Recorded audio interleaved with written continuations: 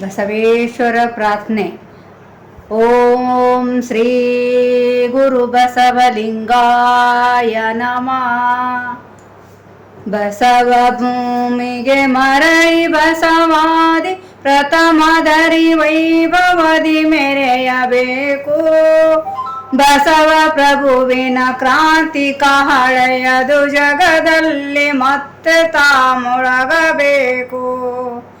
ವಚನಗಳ ಸುರಿಮಳೆಯು ಕಾವ್ಯಗಳ ಇರಿವನಲು ಜನಮನವ ತಣ್ಣಿಸಬೇಕು.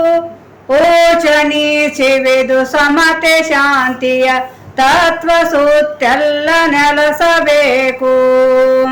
ಕಲ್ಯಾಣ ನಾಡಿನೊಳು ವಿಮಲ ಧ್ವಜವು ನಿರುತದಲ್ಲಿ ಹಾರಬೇಕು.